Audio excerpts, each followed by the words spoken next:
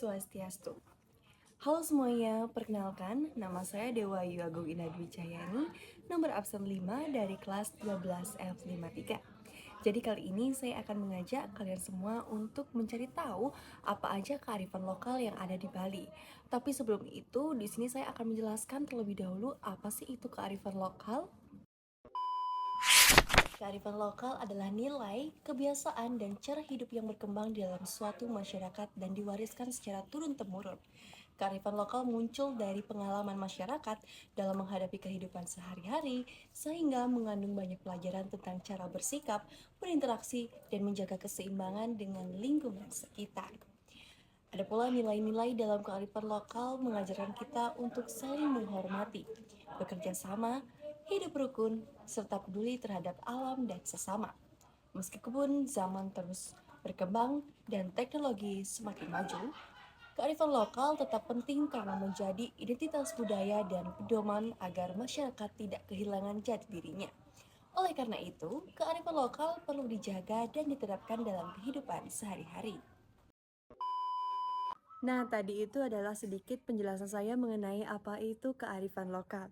Selanjutnya, di sini saya akan mengajak kalian untuk mewawancarai salah satu narasumber tentang kearifan lokal Ngerebek khas Desa Batu Bulat.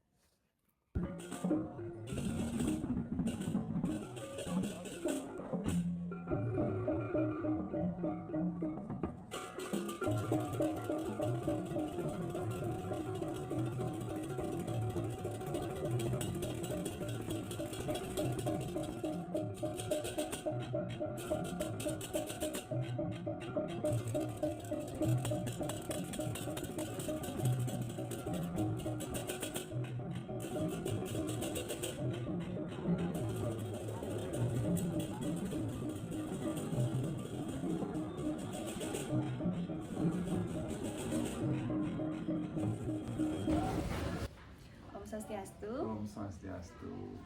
Halo semuanya, jadi ini adalah narasumber kita yang pertama. Di sini kita akan bertanya mengenai makna dan filosofi mengenai upacara ngerebek khas Desa Batu Bulan. Untuk narasumber bisa untuk memperkenalkan diri terlebih dahulu. Om Swastiastu, perkenalkan nama saya Dewa Gede Agung Saputra SE.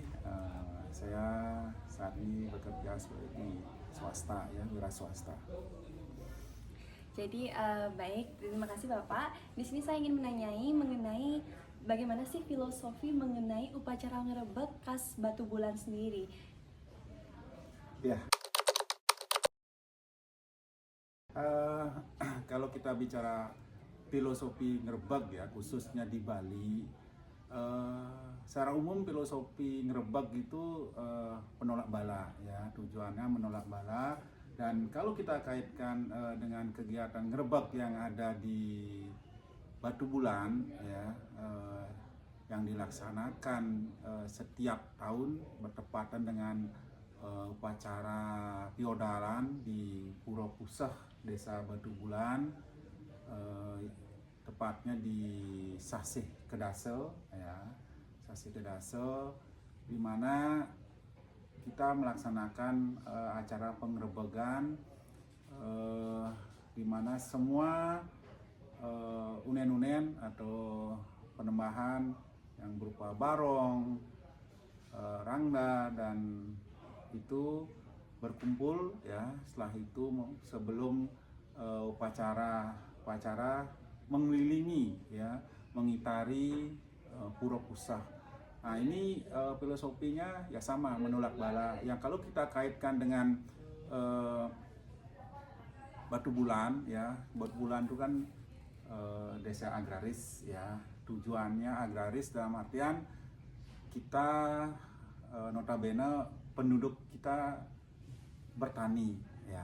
Nah, mengapa dilaksanakan di Pura Pusah? Pura Pusah kan pemujaan Dewa Wisnu, ya, Laksmi, ya, memuja, memohon kita diberikan kesuburan, ya, di merano, ya, merano atau urang atau yang mengganggu pertanian itu bisa hilang, ya, terhindar dari hama dan lain pertanian yang ada di masyarakat. Seperti itu ya, Ya.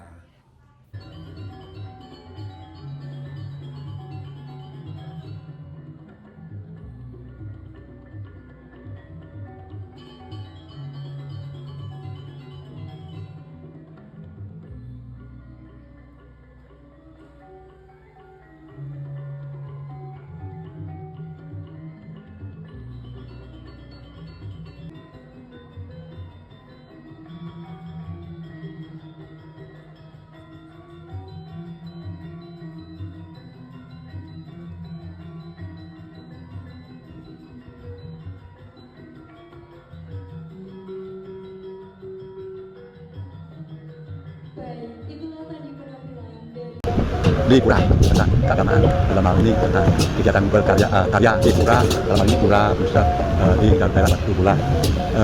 Tapi yang menarik sekali itu kita sate tumbuk yang nanti ikut pet sangat sate tumbuk, kalau kita lihat sate tumbuk yang kurang lebih tinggi 5 meter akan ikuti pet pemirsa.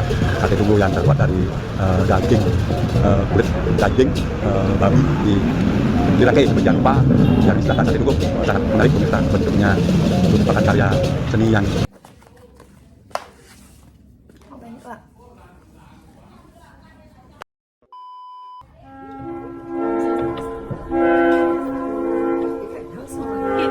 Ini adalah narasumber kita yang selanjutnya.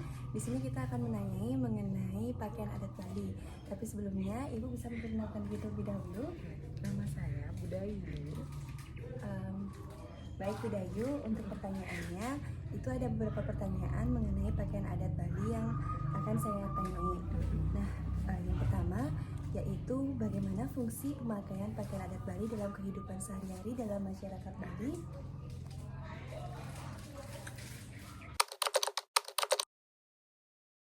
Ya, oke.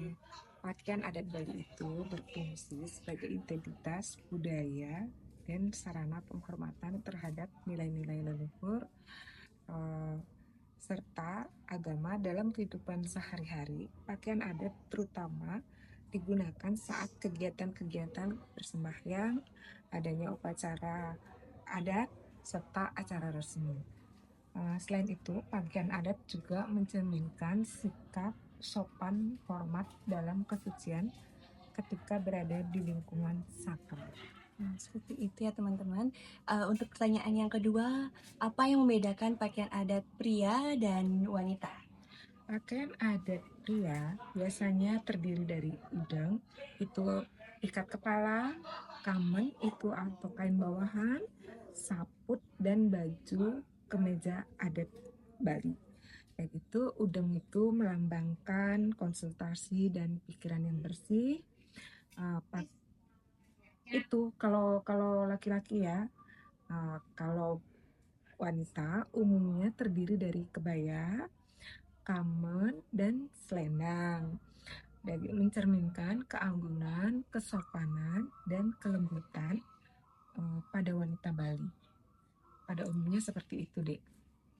Ya, itu untuk pertanyaan yang kedua. Untuk pertanyaan yang terakhir, yaitu menurut narasumber, apakah pemakaian pakaian adat Bali masih relevan di era modern ini? Ya, masih relevan di era modern ini meskipun gaya hidup pakaian adat tetap digunakan dalam berbagai kegiatan adat dan keagamaan.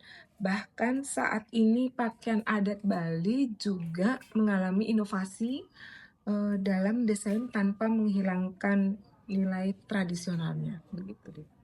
Baiklah, itu sedikit tadi yang sudah kita bincang-bincang mengenai pakaian adat Bali dengan Budayu. Terima kasih Budayu karena sudah bersedia memberikan Sama. informasi-informasi mengenai adat Bali. Terima kasih. Nah, itulah dia tadi kita telah mewawancarai dua narasumber mengenai kearifan lokal yang ada di Bali. Semoga dengan video ini teman-teman menjadi lebih tahu mengenai apa saja kearifan lokal yang ada di Bali. Bye-bye.